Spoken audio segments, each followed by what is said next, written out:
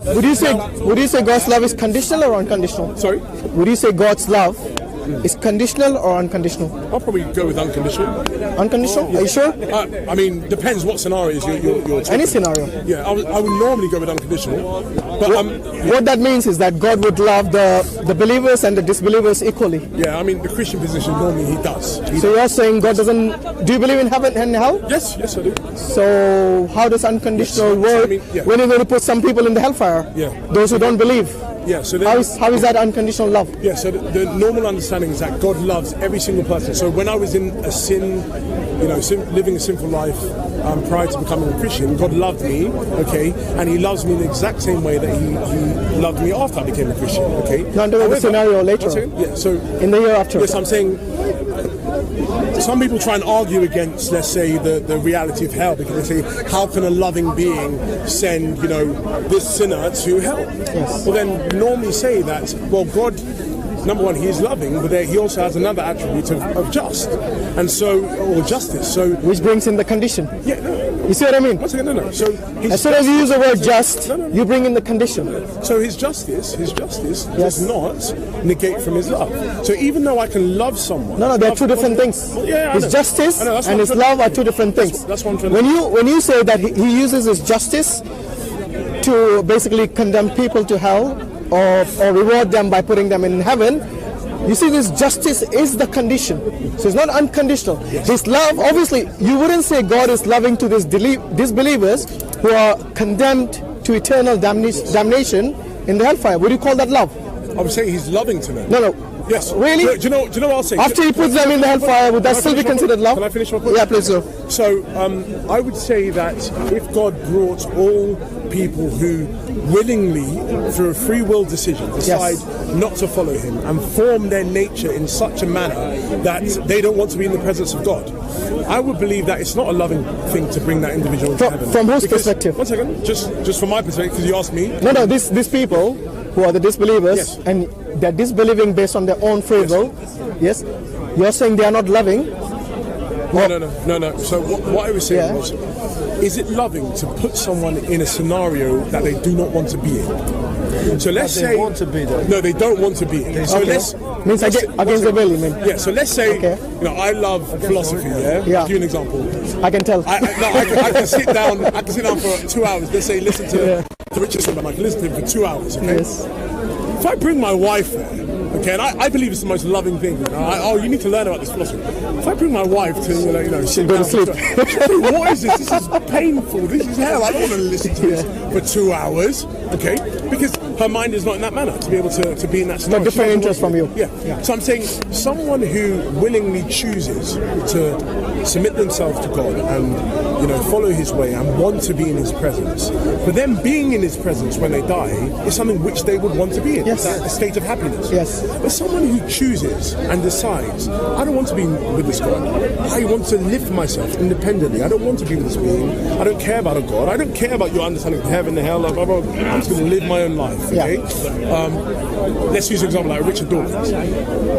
Would it be, a loving thing then for God to say, actually, you know what? I don't care about your free will choice that you made in all your 70 to 80 years on this earth to not follow me. You're still going to be with me. And you're going to be with me for all eternity. I don't think that is really a loving thing to do. So then you have to then say, isn't the loving thing to do to allow the person, if he chooses to go down this way, the loving thing to do is allow him to go down that way. Allow him to go that path. No. That's where you're wrong. Okay, let me. You see, at the end, Yes. it is not the person who chose not to submit to God who's going to go to hell by his own free will. He will be put in there, condemned to hell by God. So it is the God which you're calling unconditional love who is going to condemn him to hellfire. You see what I mean? And I still want to know, how do you comprehend this, that this is love when this is actually punishment? Unless you're trying to say love and punishment to God means the same thing. So Isn't that punishment, condemning them to hell? Isn't that their punishment? That's definitely not the reward. one second. So it depends which theological position you have. Any theological position, I'm sure they will differentiate between reward and One punishment. second. So within a certain strand of Christianity, there is an understanding that we freely choose to reject God. And we freely choose. No, I'm talking about hereafter. I'm not talking about here. No. So Yeah, here you freely choose to reject or accept God. Yes, I agree. But I'm talking about once you die on the day of judgment, it is God who is going to judge. And that's the reason it's called the day of judgment. So you see what I mean? And this judgment requires a criteria. And this criteria is that if you have submitted to God based on what He told you and how to submit, then you will be given the reward of paradise. However, if you have failed the test and failed to submit to God, again by your own free will, then you will be condemned to hellfire.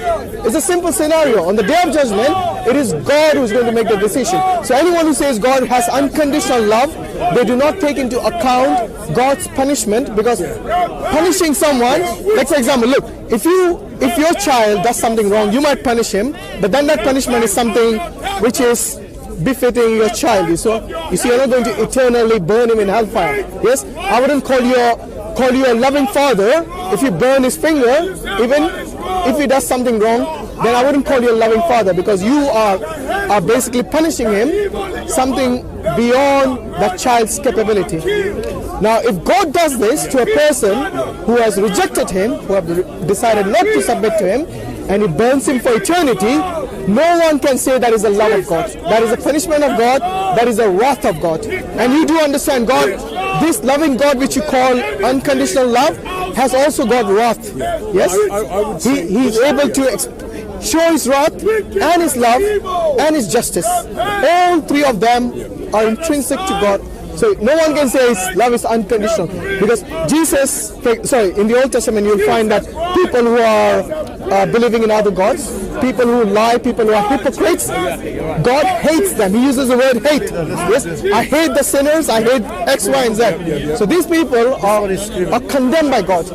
So this unconditional love is not something from the example of either the New Testament or the Old Testament, because in both places God talks about the hellfire. So What about the devil? Just to respond to you. Number one, it depends how, because you're using the term hellfire, fire, blah, blah. Depends how you interpret those specific passages. Is it different from yours? No. So I normally. What is your definition of hellfire? I would take the position that when it's talking about hellfire, obviously it's not talking about literal hellfire, it's literal fire, because then also Jesus, let's say, says, the worm never dies. Okay, but then if we're talking about literal fire, wouldn't the worm then cease to exist, because it will be burnt up into ash and will become ashes? So then it can't be using the term fire in a literal way. It's just using a hyperbolic way of saying, this is very, very bad. You're going to be in some manner not in God's presence, and it's going to be, horrible. By the way, burning doesn't mean that you're going to cease to exist. Yes. It means you'll burn for eternity. That means God will give you such a body which will not perish even by burning. Yes. So you'll be feeling the pain. Yes, call it torture if you want. But this is what I'm saying. It doesn't mean that that entity who's punished will perish. Just to make it clear to you. But then By the way, do you not believe in a literal hell? No, so I believe in a literal hell, but then you have to say Literal hell with literal fire. no, not with literal fire. So what is hell constitute of? Hell, I don't think the nature of hell, you can really define it as, we have this specific position. And the church never actually made a declaration that this is the nature of hell. So what do you think will happen in hell? I'm saying I have to be a bit agnostic on it. I just have to say it's the absence of God, and obviously being in some way, I don't know how that's possible. Here is the verse. 1 second. No, not from the Quran. Because he believes as a Christian. No, because this verse, it says about the skin. Skin will be replaced. Will Yes, be yes. replaced because. And that's the reason I said Allah will give you such a body, we should not burn to you. feel I the know, pain. but To feel the that's not my pain. specific interpretation. But I'm saying that It is a miracle itself. I'm saying some people took this as hyperbole. So when Jesus was speaking about fire, he meant that if the absence of God is going to be something that is so disastrous, you don't want to be part of that. Some people took it literally. Some people said, no, it's a literal fire. What do you mean absence of God? So in whatever manner. Don't you believe God is everywhere? Yes, omnipresent. Yes. So if He's omnipresent, how can there be absence of God?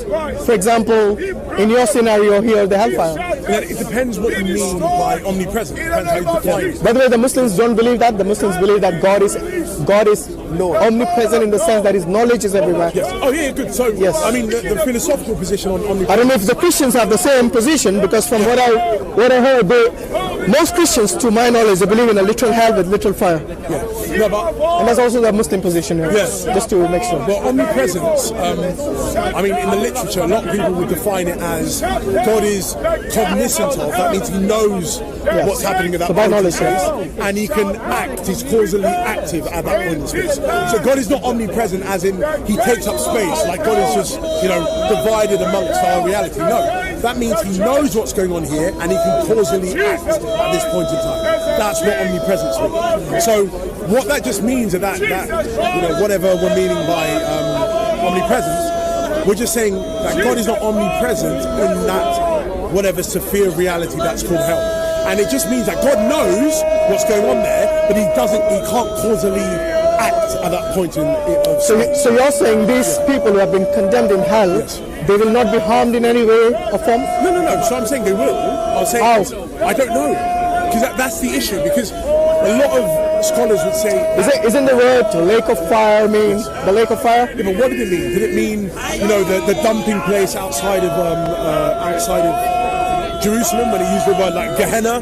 What was that referring to? Was that referring to the dumping place? Was it referring to literal hell? So I'm saying there's a divided position on it. I take the position that it just means that God is not causally present there. God will not, interact there with people. He knows what's going on there. He knows this person is there. He knows what's happening there, but he won't causally act there. When we say God is omnipresent, let's say on the earth, we're saying he knows what's going on here and he can causally act here. He will, answer someone's prayer or something like that. Anyways, just to go, I do need to rush off in a problem. in a few minutes. Thanks for your time, Josh. I just wanted to say last thing about the perfect goodness. Yeah. This is quite a strong conclusion I'm saying, because I'm saying it's logically incoherent for there to be less than 3 divine persons. I'm going for quite a... Actually, it's the other way around. That's more coherent for I'm me. saying because perfect goodness... What you're telling me is that God, in order to love, he needs somebody else there in order for him to be... Remember what I said there? In order for him to express a certain form of love. Yeah. That's what I'm saying. So he can still love himself, self-love, but he can still, show a certain type of love to creation or whatever when he decides to create it. However, he cannot show caritas love, because caritas love requires that of an equal, that you can share your totality of being with another thing. God cannot share his totality of being. But is that necessary for God? What? Yeah, yes. The charitas love, is that necessary yes, for it God? is. Because Are you saying he'll be less loving if this wasn't the case? yes, he wouldn't be a perfect being, because Seriously? remember what I said. Because you're talking about now, again, something that is a dependency for God. You see, I've always seen this amongst the Trinitarians who believe, because somehow there's always a dependency between the 3 beings, otherwise they wouldn't be fully themselves or something. Not fully loving, not fully just, not fully so on. You see, this dependency, and it's something that goes against God's nature, and God is someone who is majestic, who is almighty by himself. You see, he doesn't need anyone. Like, for example, in the Quran, there is actually a verse which says that if all the creation of God, if all the people stop believing in God, it won't make an iota of a difference to his majesty. And if all the people start believing in him and follow him and submit to him, it still won't raise the status of his majesty any higher. Because you see, God is someone who doesn't change his nature. So he doesn't become from an almighty God to a being who is a human being, and then he dies by his own creation and so on. This is something that is the change in the nature of God. And I believe God doesn't change his nature. God's nature and his attributes are eternal. Yeah, I do agree with you. Anyway, I'm going to go to prayer, but if you want to discuss further, maybe we can carry on after the prayer if you're still around. I might have to shoot off. Yeah, no problem. I haven't seen you for a while. Yeah, You've been busy. I had a child, so it's... Oh, I see. Almost. Congratulations, man. Yeah, so I'm just... Is that your first or? Yeah, first. Oh, congratulations. So just, on that... Join the club. Yeah. Sleepless nights. Yeah, exactly. But it's good, but I'm hoping to come a little bit more. Yeah, definitely. No, great. When the family comes first, always. Yeah, thank you very much. much. All right. Thank you. It's always a pleasure speaking to you, Josh. Take care. Yeah. Carefully, I want you to drag the just phones, sorry, the cameras here. But appreciate your help. Thank you very much. Take